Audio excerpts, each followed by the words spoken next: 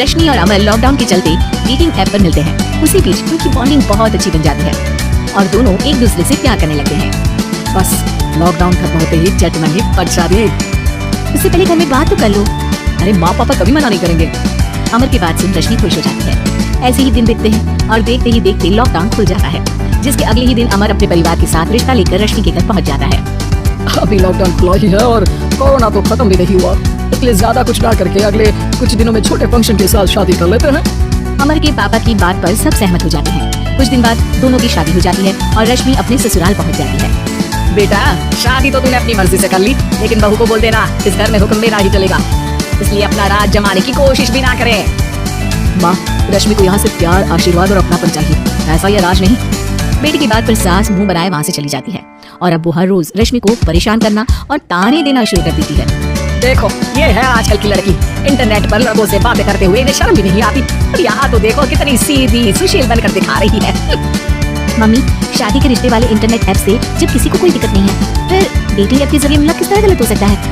रश्मि की dating app वाली बात सुन उसकी हैरान सास तुरंत कर पूरे घर को सिर पर उठा लेती है, जिसकी आवाज सुन अमर और उसके पापा भी वहाँ आ जाते हैं।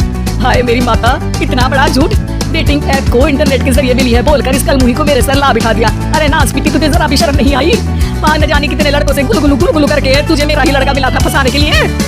माँ मुझे भी समझ नहीं आ रहा क्या बोले जा रही हो। डेटिंग ऐप इस्तेमाल करना कोई अपराध नहीं है और तुम रश्मि को ऐसा कैसे बोल सकती हो? मैं भी तो था उस ऐप पर। पहले उसके लिए माँ से झूठ बोला और अब लड़ाई कर रहा है। सास और अमर की बात सुनकर रश्मि हैरान खड़ी रहती है। अमर तुमने घर में झूठ क्यों बोला? ये सब देख रही हो ना, इसी की वजह से झूठ बोला पड़ा। एक तरफ अमर और रश्मि की ये बात चल रही होती है, वहीं दूसरी तरफ सास का नॉन स्टॉप क्लेश सबको परेशान कर देता है। सब एकदम चुप, जो हुआ सो हुआ, अब मुझे कुछ ना सुनाई दे। पति की बात सुन सास चुप होकर वहाँ से चली जाती है, लेकिन अब वो रश्मि के सिर्फ दुनिया भर के सारे काम डालकर उसका जीना पहले से भी ज्यादा मुश्किल कर देती है। मम्मी मैं आपका गुस्सा समझ सकती हूँ, आपको जो करना है कर लीजिए, मैं कभी कुछ नहीं बोलूंगी। उम्मीद है किसी दिन तो आपका गुस्सा शांत होगा और नफरत प्यार में बदलेगी।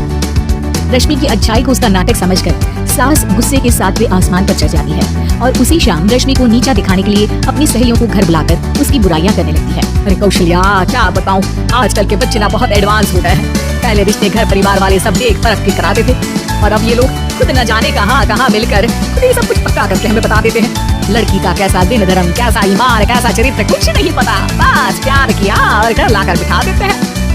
अरे ऐसा क्यों बोलती हो? आजकल बच्चे अपने आप में बहुत समझदार हो गए हैं और फिर पूरी जिंदगी तो उन दोनों को ही साथ निभानी है। अपनी पसंद से शादी कर भी ले तो क्या दिक्कत, तू ही देख ले, पहले कितना अच्छा बेटा और अब सोने पर सुहागे जैसी सर्वगुण संपन्न बहू।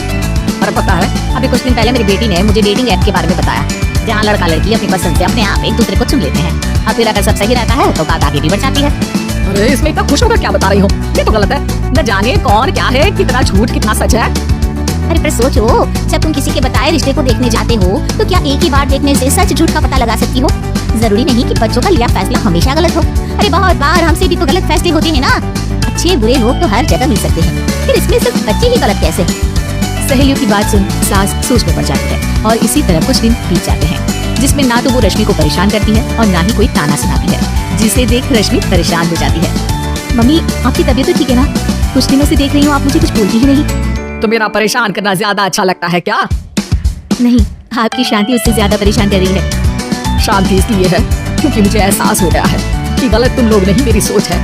प्यार तो एक सुंदर एहसास और शादी खूबसूरत साथ है। अगर ये साथ सच्चा है तो कहीं पर भी किसी भी तरह जुड़ा हो उससे कोई फर्क नहीं पड़ता।